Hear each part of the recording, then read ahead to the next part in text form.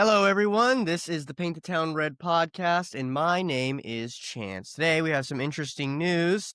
A tragic and deeply shocking incident unfolded in Charlotte, North Carolina, when Irina Zarutsky, a 23-year-old Ukrainian refugee, was fatally stabbed during an unprovoked attack aboard a light rail train.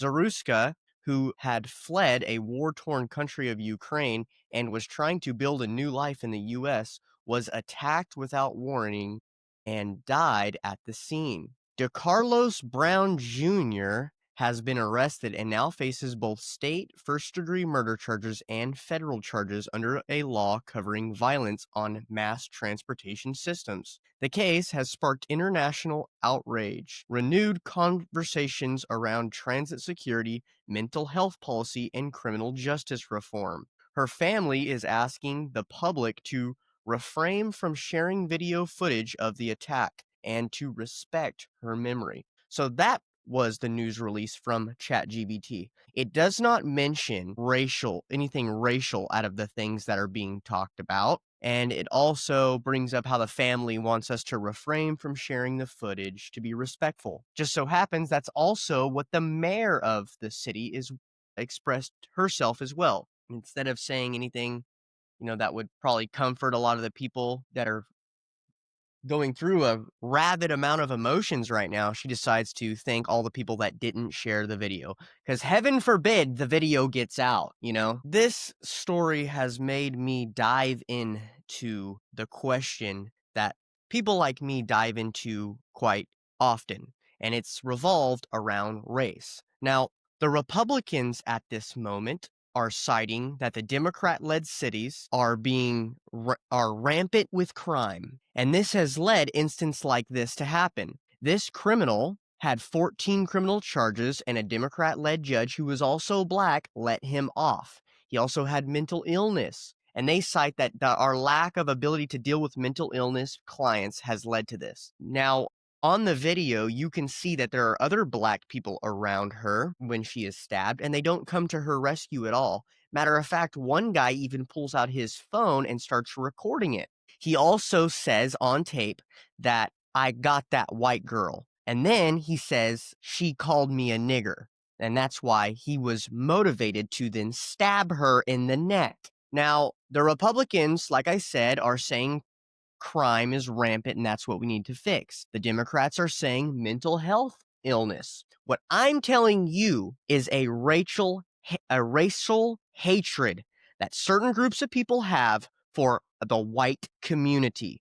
Americans who are white are hated by a lot of different racial groups. Now, since we are the majority in our country, this has led our grandparents and the older generations to fall for this narrative that America needs to be extra careful to not be racist to groups of people in America because of our past and because of what happened in World War II with Hitler. And we have to make special criteria and a special environment for the sins that our great-great-great-grandparents did when they enslaved black people by letting black people into colleges, by not judging a book by its cover, and they're promoting these things. This has led us to where we have a media organizations who this story came out a few days ago, but yet none of the major news stories are covering it. But if you look online, you don't see nothing else but this story. So this goes to show you that they are ready to burn down cities when it's a black man who is killed by a white cop. But when the tables have been turned, the media companies are silent. And that saddens me because it forces creators like me, rightfully so, to then have to come out and say the things that I believe and why we are in this situation. And it does have something to do with mental illness, and it has something to do with our criminal reform in the metropolitan areas, 100%.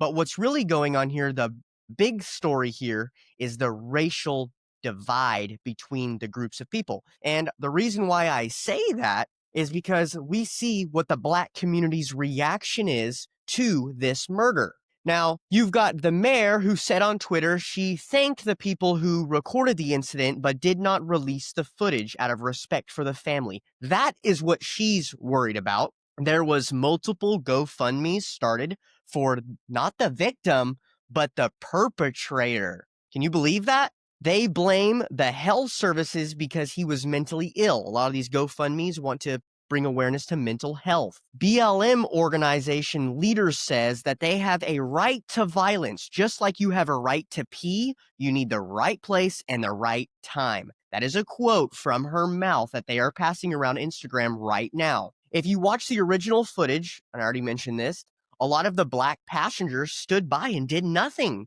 as the white girl on the ground was bleeding from her neck. They didn't come to her rescue. They just pulled out their phones and started recording. Black accounts all over Twitter are posting that, Raja, knock it off, Raja. All right, I'm recording right now. So black accounts all over Twitter are posting that she should have called him, that she called him a nigger and that she deserved what she got. Also posting AI footage of Austin Metcalf, another instance where a black person had stabbed a white kid in a track meet with a shirt that says fuck around and find out with a giant hole of blood in the chest of the shirt. These are the types of things that their community is passing around. And I've done my fair share of arguing online with this community. One, because it's fun. Two, because I truly believe that I believe what the founding fathers believed. And that's what we're going to go into next. So Thomas Jefferson on the state of Virginia, 1785, said, comparing them by their faculties of memory, reason, and imagination, it appears to me that in memory they are equal to the whites, in reason much inferior. He also said, their griefs are transient. Their existence appears to participate more of sensation than reflection. The improvement of the blacks in body and mind must be hazarded much by the change of condition of habit and language. He also said, deep-rooted prejudice entertained by the whites, 10,000 recollections by the blacks of the injuries they have sustained will divide us into parties and produce convolution which will probably never end, but in the examination of one or the other race. James Madison remarks recorded in the convention and letters, the great danger to our general government is the southern and western states. Their people are far less civilized than the eastern. While not specifically about black people, he frequently avoided promoting integration and supported colonization efforts. Pretty much, in short, that was where we took the free slaves, and then once we freed them, we took them back to Africa. Henry Clay, not a founding father, but an early influential leader, said, there is a moral barrier, an everlasting difference between the white and black races, used to justify colonization of freed slaves. Thomas Jefferson also said, the two races equally freed cannot live in the same government. Nature, habit, opinion has drawn indeniability lines of distinction between them. Now, that's what the founding fathers said, and that was a long time ago, and I understand that. And you have the media saying what they're going to say, and you're going to say, obviously, a lot of you will probably think I'm racist and that I hate black people. I don't hate black people.